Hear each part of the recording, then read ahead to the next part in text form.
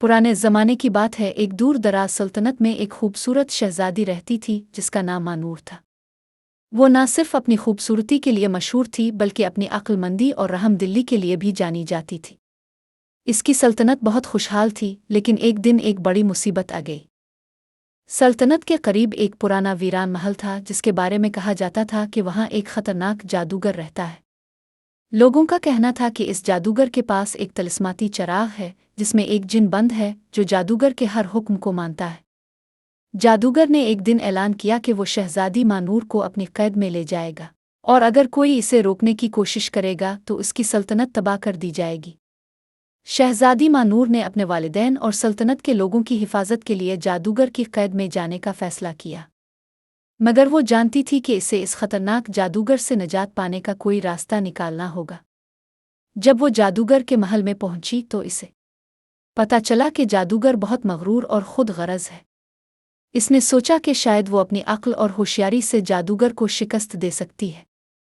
एक दिन शहजादी ने जादूगर से बातचीत करते हुए चालाकी से पूछा कि वो इतना ताकतवर कैसे हुआ और उसकी ताकत का राज किया है। जादूगर, जो अपनी ताकत पर फख्र करता था, ने शहजादी को बताया कि इसकी सारी ताकत इस तिलिस्माती चराग में है जिसे इसने एक पोशीदा कमरे में छुपाया हुआ है।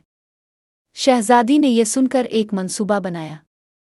रात के वक्त जब जादूगर सो रहा था, शहजादी चुपके से इस पोशीदा कमरे में गई जहां चराग रखा हुआ था। इसने चराग को उठाया और इसे रगड़ा। चराग से फौरन एक ताकतवर जिन निकला जिसने शहजादी से पूछा कि वो क्या चाहती है। शहजादी मानूर ने जिन से कहा कि वो जादूगर को हमेशा के लिए कैद कर दे और उसकी सल्तनत को आज़ाद कर दे। जिन ने फौरन जादूगर को एक कैद में डाल दिया जहां से वो कभी बाहर नहीं आ सकता था। इसके बाद जिन ने शहजादी की सल्तनत को हर खतरे से महफूज कर दिया और शहजादी को महल वापस ले आया। शहजादी मानूर अपने लोगों की तरफ वापस आई और उनके सामने जादूगर के जुल्म से निजात दिलाने का ऐलान किया।